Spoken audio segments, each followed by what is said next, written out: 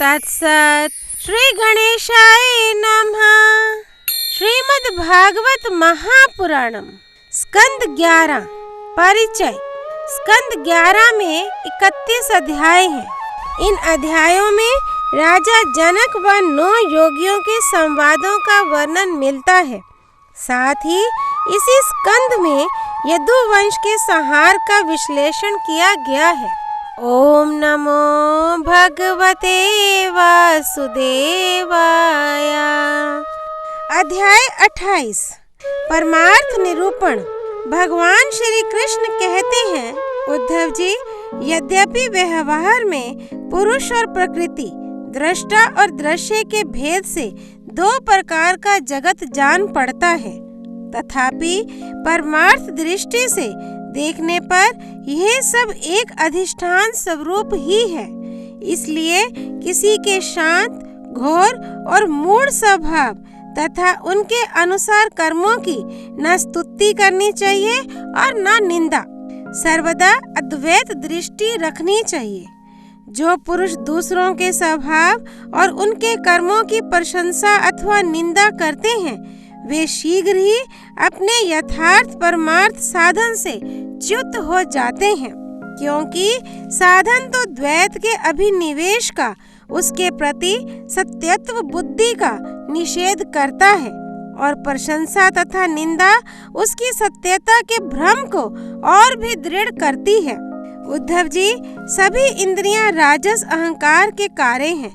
जब वे निद्रित हो जाती हैं, तब शरीर का अभिमानी जीव चेतना शून्य हो जाता है, अर्थात उसे बाहरी शरीर की स्मृति नहीं रहती। उस समय यदि मन बच रहा, तब तो वह सपने के झूठे दृश्यों में भटकने लगता है, और वह भी लीन हो गया, तब तो जीव मृत्यु के समान गाढ़ निद्रा सुषुप्ति में लीन हो जाता है। वैसे ही जब जीव अपने अद्वितीय आत्म स्वरूप को भूलकर नाना वस्तुओं का दर्शन करने लगता है, तब वह स्वप्न के समान झूठे दृश्यों में फंस जाता है, अथवा मृत्यु के समान अज्ञान में लीन हो जाता है। उद्धव जी, जब द्वैत नाम की कोई वस्तु ही नहीं है, तब उसमें अमुक वस्तु भली है और अमुक बुरी, अथवा इतनी भली और इतनी बुरी है, ये प्रश्न ही नहीं उठ सकता।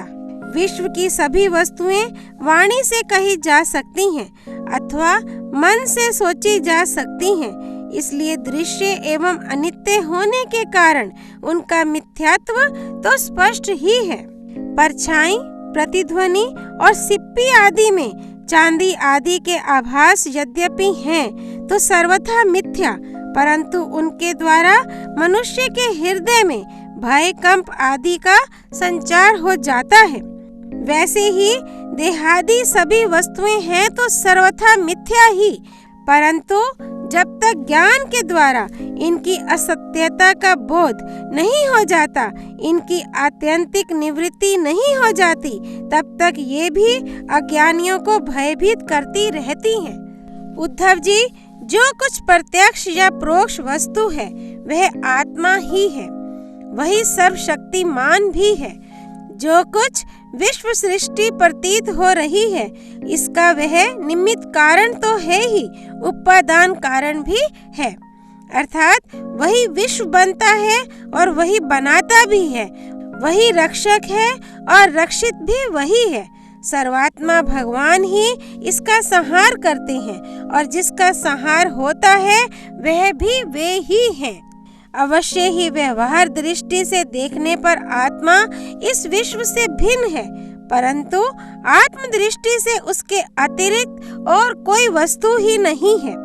उसके अतिरिक्त जो कुछ प्रतीत हो रहा है, उसका किसी भी प्रकार निर्वचन नहीं किया जा सकता, और अनिर्वचनीय तो केवल आत्म स्वरूप ही है। इसलिए आत्मा में सृष्टि, स्थिति, संहार अथवा अध्यात्म, अधिदैव और अधिभूत, ये तीन प्रकार की प्रतीतियां सर्वथा निर्मूल ही हैं, ना होने पर भी यूं ही प्रतीत हो रही हैं।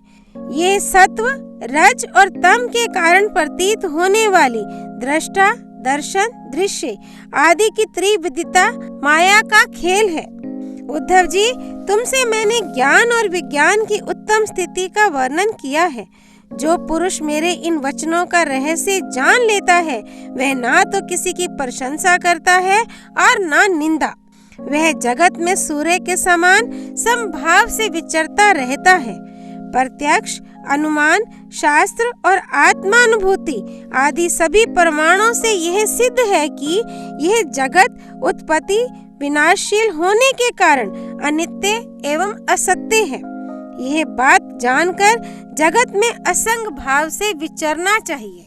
उद्धव जी ने पूछा, भगवान, आत्मा है दृष्टा और देह है दृश्य। आत्मा स्वयं प्रकाश है और देह है जड़। ऐसी स्थिति में जन्म मृत्यु रूप संसार न शरीर को हो सकता है और न आत्मा को, परंतु इसका होना भी उपलब्ध होता है। तब ये होता किसे है?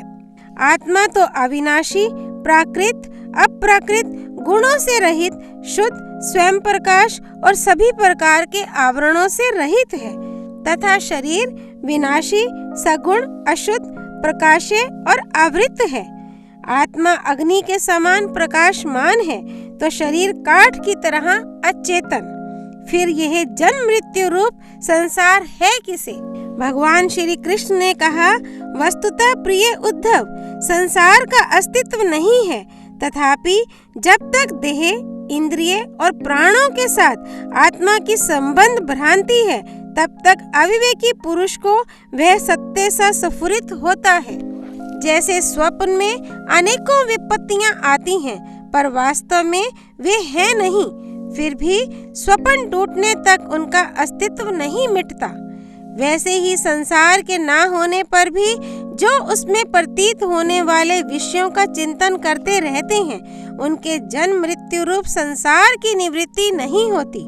जब मनुष्य स्वप्न देखता रहता है, तब नींद टूटने के पहले उसे बड़ी बड़ी विपत्तियों का सामना करना पड़ता है, परंतु जब उसकी नींद टूट जाती है, वह जग पड़ता है, तब ना तो स्वप्न की विपत्तियां रहती हैं और ना उनके कारण होने वाले मोह आदि विकार।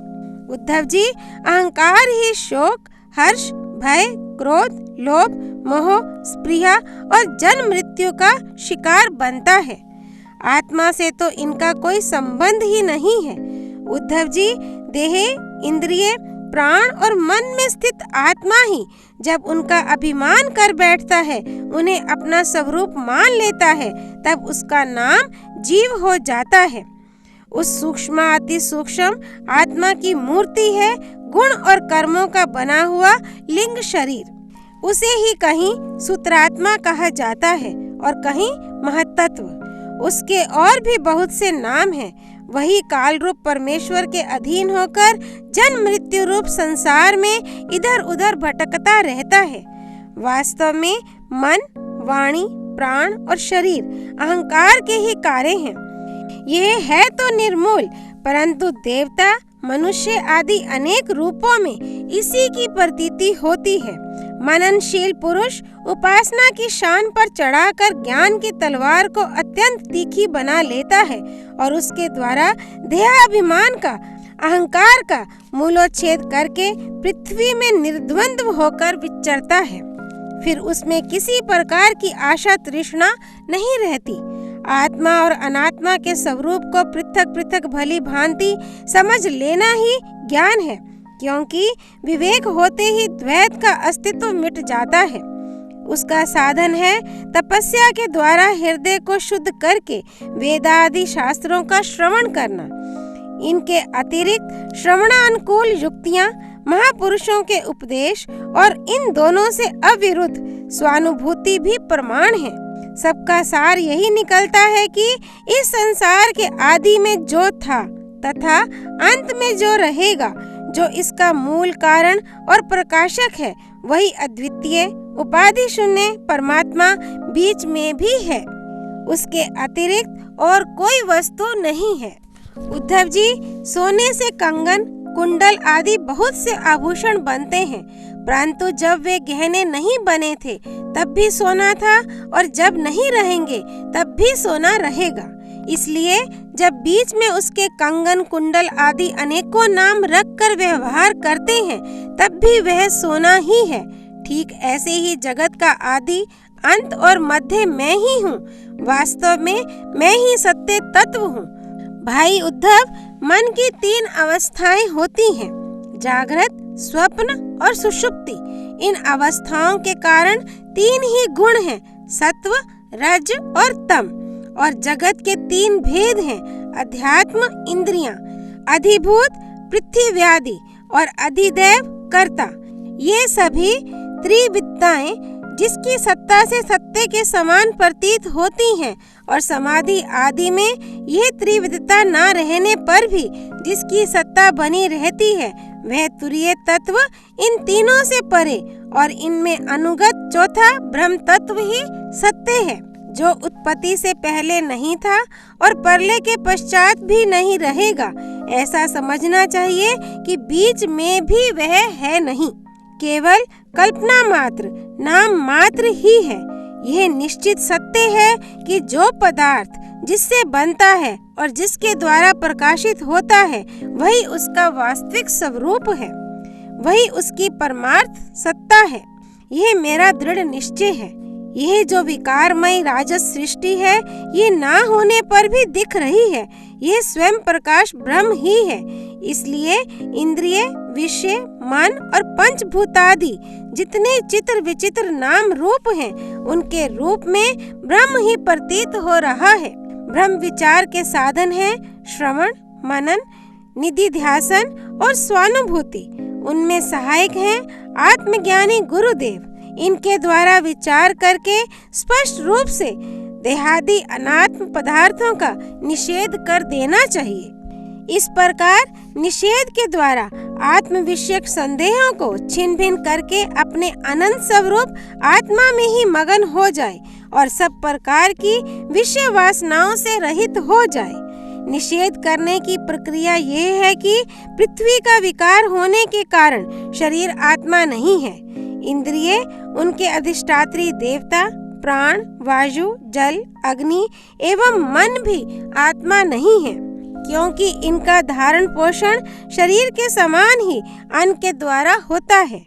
बुद्धि, चित्त, अहंकार, आकाश, पृथ्वी, शब्दादि विषय और गुणों की साम्यावस्था प्रकृति भी आत्मा नहीं है, क्योंकि ये सब के सब दृश्य एवं जड़ है। उद्धव जी, जिसे मेरे स्वरूप का भली भांति ज्ञान हो गया है, उसकी वृत्तियां और इंद्रियां यदि समाहित रहती हैं तो उसे उनसे लाभ क्या है, और यदि वे विक्षिप्त रहती हैं तो उनसे हानि भी क्या है, क्योंकि अंतःकरण और बाह्यकरण सभी गुणमय हैं और आत्मा से इनका कोई संबंध नहीं है। भला आकाश में बादलों के छा जाने अथवा तितर बितर हो जाने से सूर्य का क्या बनता बिगड़ता है।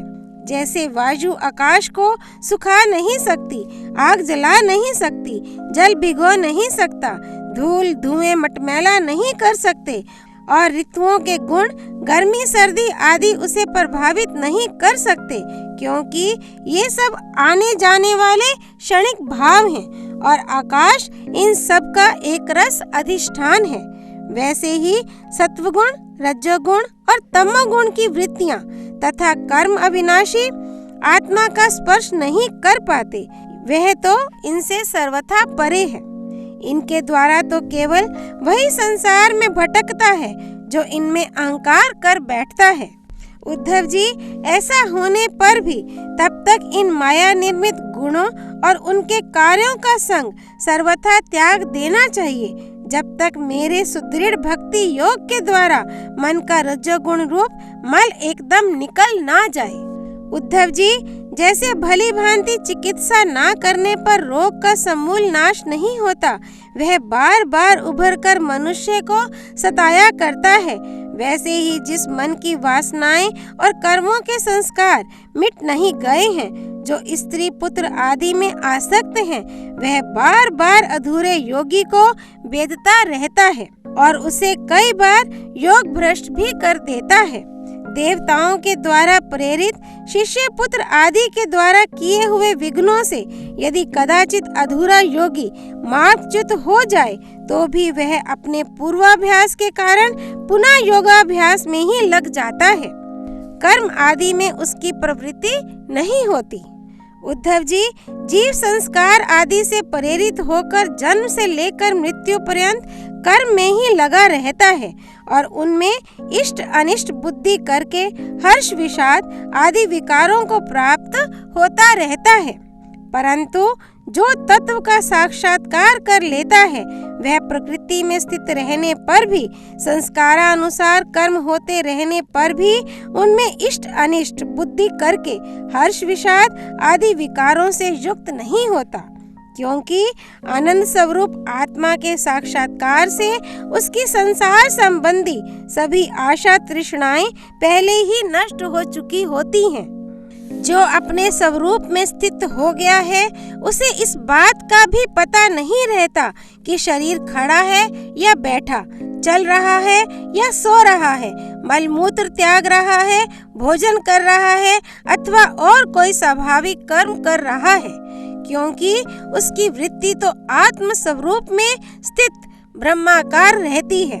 यदि ज्ञानी पुरुष की दृष्टि में इंद्रियों के विविध बाह्य विषय जो कि असत्य हैं आते भी हैं तो वह उन्हें अपने आत्मा से भिन्न नहीं मानता, क्योंकि वे युक्तियों, प्रमाणों और स्वानुभूति से सिद्ध नहीं होते। जैसे नींद टूट जाने पर स्वप्न में देखे हुए और जागने पर तिरोहित हुए पदार्थों को कोई सत्य नहीं मानता, वैसे ही ज्ञानी पुरुष भी अपने से भिन्न प्रतीयमान पदार्थों को सत्य नहीं मानते। उद्धव जी, इसका यह अर्थ नहीं है कि अज्ञानी ने आत्मा का त्याग कर दिया है और ज्ञानी उसको ग्रहण करता है। इसका तात्पर्य केवल इतना ही है कि अनेकों प्रकार के गुण और कर्मों से युक्त देह, इंद्रिय आदि पदार्थ पहले अज्ञान के कारण आत्मा से अभिन्न मान लिए गए थे, उनका विवेक नहीं था। अब आत्मदृष्टि होने पर अज्ञान और उसके कार्यों की निवृत्ति हो जाती है। इसलिए अज्ञान की निवृत्ति ही अभिष्ट है। वृत्तियों के द्वारा ना तो आत्मा का ग्रहण हो सकता है और ना त्याग। जैसे सूर्य उदय होकर मनुष्यों के नेत्रों के सामने से अंधकार का पर्दा हटा देते हैं, किसी नई वस्तु का निर्माण नहीं करते, वैसे ही मेरे स्वरूप का दृढ़ अप्रोक्ष ज्ञान पुरुष के बुद्धिगत अज्ञान का आवरण नष्ट कर देता है। वह इंद्र रूप से किसी वस्तु का अनुभव नहीं कराता। उद्धव जी, आत्मा नित्य अप्रोक्ष है, उसकी प्राप्ति नहीं करनी पड़ती। वह स्वयं प्रकाश है, उसमें अज्ञान आदि किसी प्रकार के विकार नहीं है। वह जन्म रहित है, अर्थात कभी किसी प्रकार भी वृत्ति में आरूढ़ नहीं होता, इसलिए अप्रमेय है। ज्ञान आदि के द्वारा उसका संस्कार भी नहीं किया जा सकता। आत्मा में देश, काल और वस्तुकृत परिच्छेद न होने के कारण अस्तित्व, वृद्धि, परिवर्तन, ह्रास और विनाश उसका स्पर्श भी नहीं कर सकते।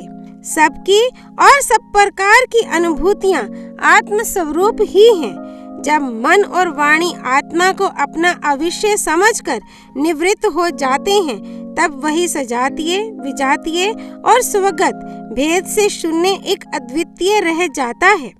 व्यवहार दृष्टि से उसके स्वरूप का वाणी और प्राण आदि के प्रवर्तक के रूप में निरूपण किया जाता है। उद्धव जी, अद्वितीय आत्म तत्व में अर्थहीन नामों के द्वारा विविधता मान लेना ही मन का भ्रम है, अज्ञान है। सचमुच यह बहुत बड़ा मोह है, क्योंकि अपने आत्मा के अतिरिक्त उस भ्रम का भी और कोई अधिष्ठान नहीं है। अधिष्ठान सत्ता में अध्यस्त की सत्ता है ही नहीं, इसलिए सब कुछ आत्मा ही है। बहुत से पंडिताभिमानी लोग ऐसा कहते हैं कि यह 5 भौतिक द्वैत विभिन्न नामों और रूपों के रूप में इंद्रियों के द्वारा ग्रहण किया जाता है, इसलिए सत्य है। परंतु यह तो अर्थहीन वाणी का आडंबर मात्र है, क्योंकि तत्वतः तो इंद्रियों की पृथक सत्ता ही सिद्ध नहीं होती, फिर वे किसी को प्रमाणित कैसे करेंगी। उद्धव जी, यदि योग साधना पूर्ण होने के पहले ही किसी साधक का शरीर रोगादि उपद्रवों से पीड़ित हो तो उसे इन उपायों का आश्रय लेना चाहिए। गर्मी ठंडक आदि को चंद्रमा सूर्य आदि की धारणा के द्वारा, वात आदि रोगों को वायु धारणा युक्त आसनों के द्वारा और ग्रह सर्प आदि कृत विघ्नों को तपस्या, मंत्र एवं औषधि के द्वारा नष्ट कर डालना चाहिए। काम क्रोध आदि विघ्नों को मेरे चिंतन और नाम संकीर्तन आदि के द्वारा नष्ट करना चाहिए तथा पतन की ओर ले जाने वाले दंभ मद आदि विघ्नों को धीरे धीरे महापुरुषों की सेवा के द्वारा दूर कर देना चाहिए। कोई मनस्वी योगी विविध उपायों के द्वारा इस शरीर को सुदृढ़ और युवावस्था में स्थिर करके फिर अणिमा आदि सिद्धियों के लिए योग साधन करते हैं, परंतु बुद्धिमान पुरुष ऐसे विचार का समर्थन नहीं करते, क्योंकि यह तो एक व्यर्थ प्रयास है। वृक्ष में लगे हुए फल के समान इस शरीर का नाश तो अवश्यम भावी है। यदि कदाचित बहुत दिनों तक निरंतर और आदर पूर्वक योग साधना करते रहने पर शरीर सुदृढ़ भी हो जाए, तब भी बुद्धिमान पुरुष को अपनी साधना छोड़कर उतने में ही संतोष नहीं कर लेना चाहिए। उसे तो सर्वदा मेरी प्राप्ति के लिए ही संलग्न रहना चाहिए। जो साधक मेरा आश्रय लेकर मेरे द्वारा कही हुई योग साधना में संलग्न रहता है, उसे कोई भी विघ्न बाधा डिगा नहीं सकती। उसकी सारी कामनाएं नष्ट हो जाती हैं और वह आत्मानंद की अनुभूति में मग्न हो जाता है। अध्याय 28 संपूर्ण। योगेश्वर भगवान श्री कृष्ण की जय। श्री विष्णु भगवान की जय। द्वारकाधीश भगवान श्री कृष्ण की जय। द्वारकापुरी की जय। कृष्णा अर्पणमस्तु। वृंदावन बांके बिहारी लाल की जय। जय जय श्री राधे।